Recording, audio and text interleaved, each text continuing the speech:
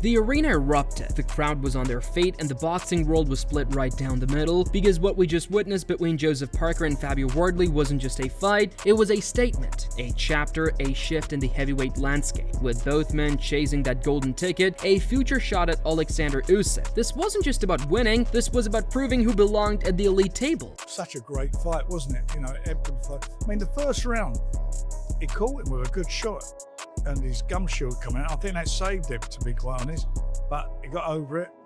I thought the first 4 rounds were even, 2 apiece, and I thought then Parker won a few and was in front, but he's such an unbelievable puncher, such a competitor. I thought he boxed well tonight as well, Fabio, at points. And I tell you what his body shots were good. He was catching him with body shots, and I think he hurt him. And Joe's no slouch. I mean, he's a tough guy. He's on a roll. He's a former world champion. He's beaten, was it 3 or 4 of his last fights, all top 10 ranked fighters, and done it in style. It's been a seat edge all night. I mean, both guys had their moments in there.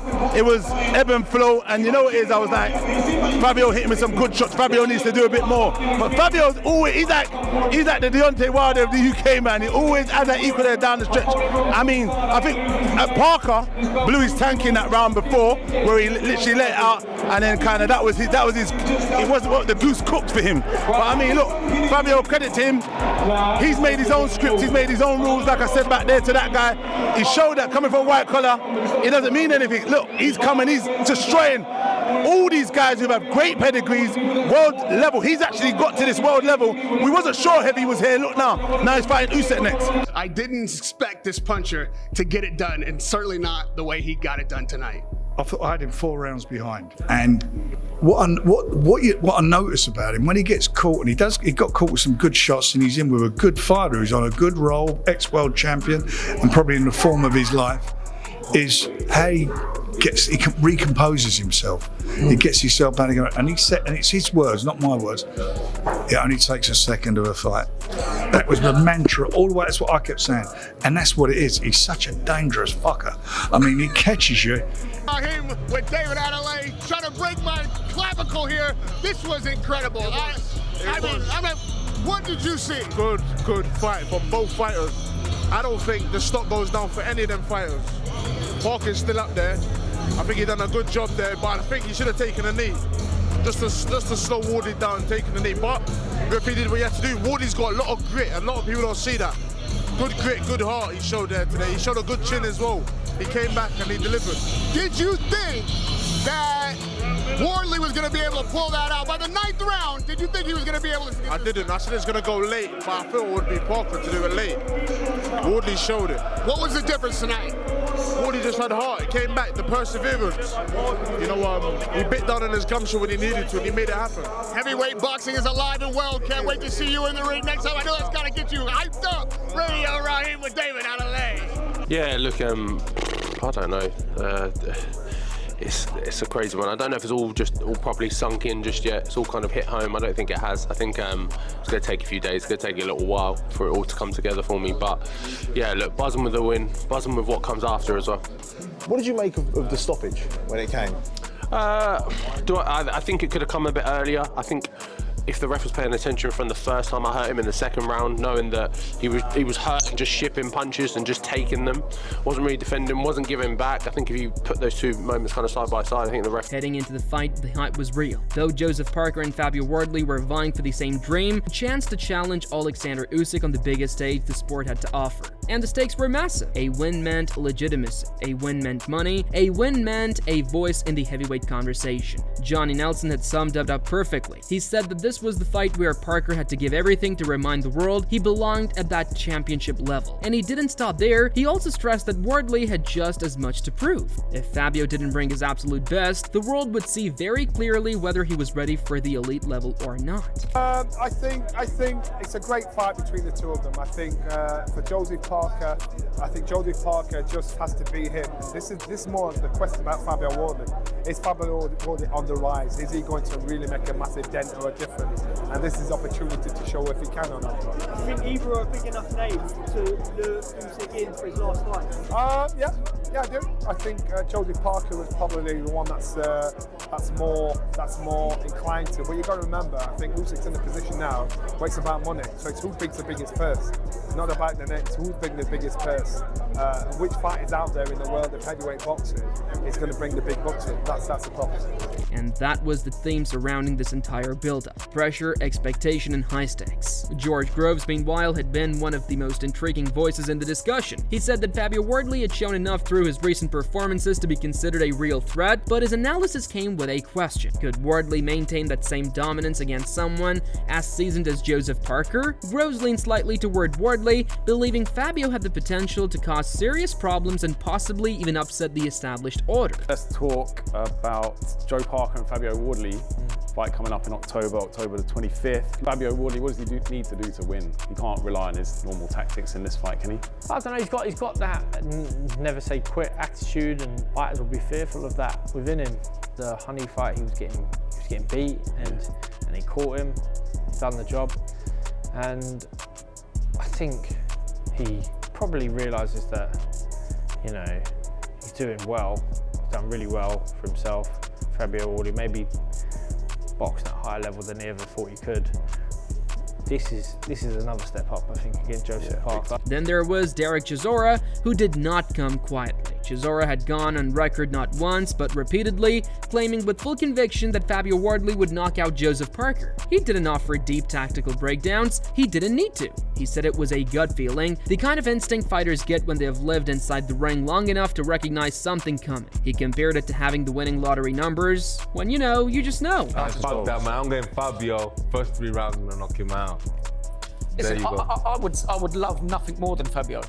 Another Englishman at the top of the sport. A lovely man that I've known for a long time. Of course, I would, with my heart, I would say Fabio.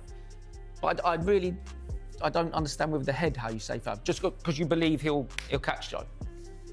Why not? You can. He's done it before. Hold on. He's done it before. Why not? Certainly. No, but why not? The 3 rounds is what throws Why me. not? Because I think Joe Parker's on a sensational run of form. Yeah, but you still get caught. Why not? Why not?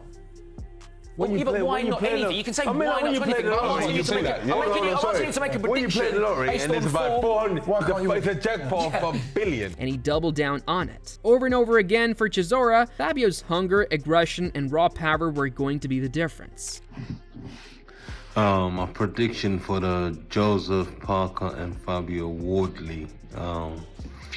I feel like Wardley wins this fight with a knockout. I don't know why I'm thinking of it, but it's just, you know, when you know, it's like that. It's like when you play the lottery and then you just get your numbers right. And I believe Fabio has got his numbers right now because after his last performance, he's got something to prove. I've known Fabio for a while, you know. Fabio's a little beast. And Joseph is a beast as well, but I believe that Fabio Wardley wins this fight with a knockout. It will stop Joseph Parker. Trust me on this. Put your house on this deal, I'm telling you. But the predictions were not all one-sided. It's going to be electric. The boy from London, Norwich, is going to do it. Is he from Norwich? Rising contender Johnny Fisher had taken the opposite stance, backing Joseph Parker, specifically in the later rounds. He said Parker's conditioning, rhythm, and ability to stay composed under pressure would start to take effect between rounds 9 and 12, when fights become less about power and more about patience. Parker, rounds 9 to 12. Big Dave? To be fair, I actually agree with Johnny there. I say Parker late.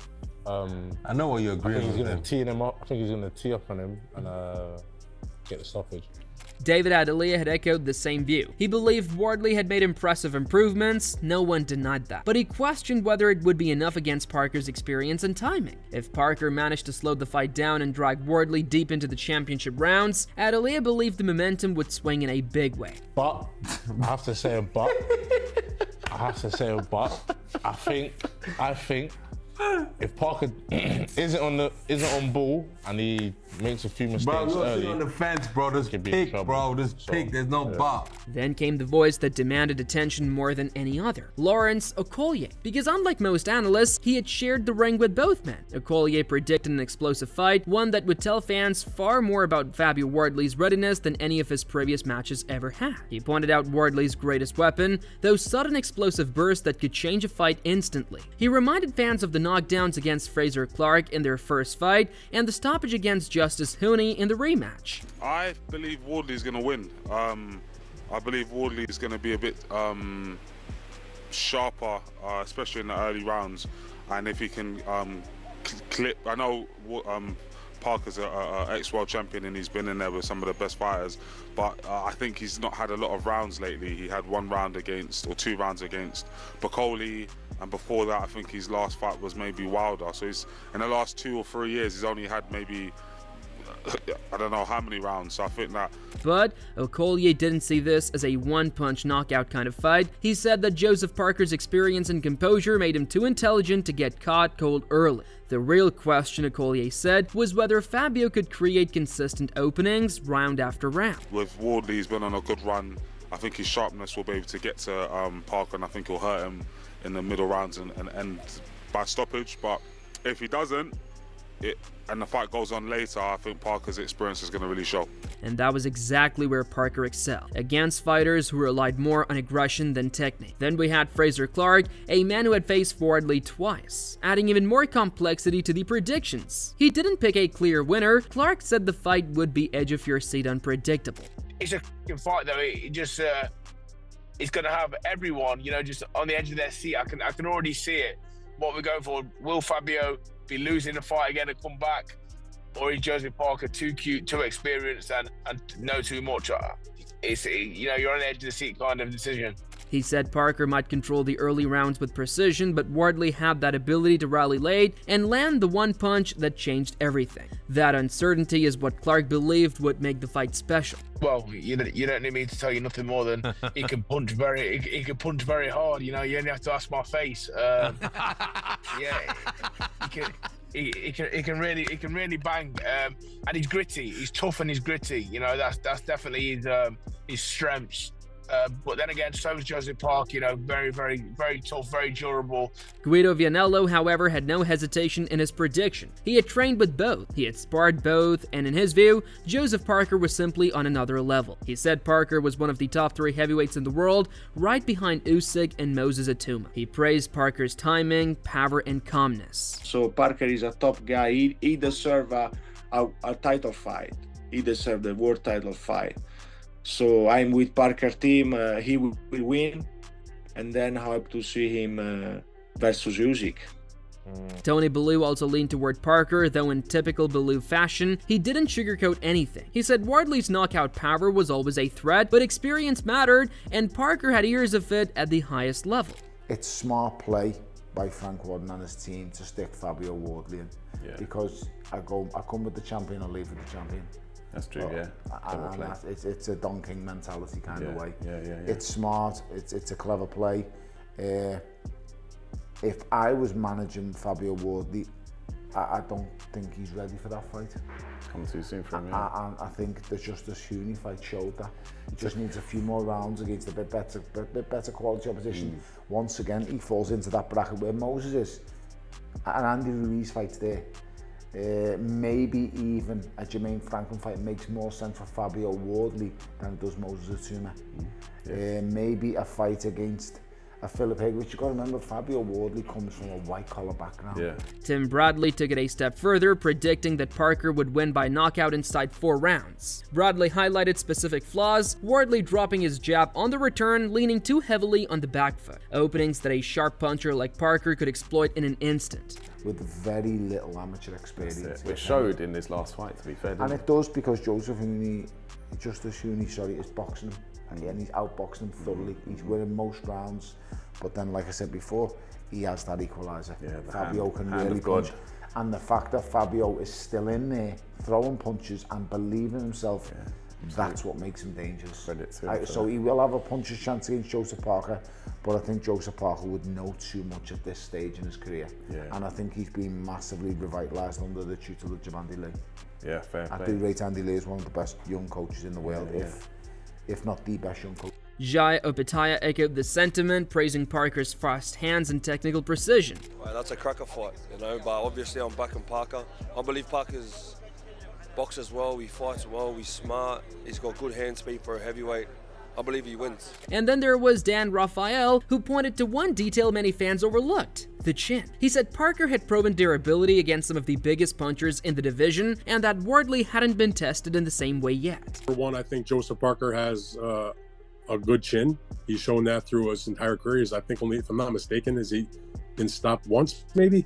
Or maybe not. Joe Was he stopped once? Yeah, so that was just one time, and obviously Joe was a good puncher, and that was a great fight, highly competitive up until that moment that it ended. And he is, as you mentioned, a lot more experienced than Huni. I also think he's probably a little better technically than Huni is.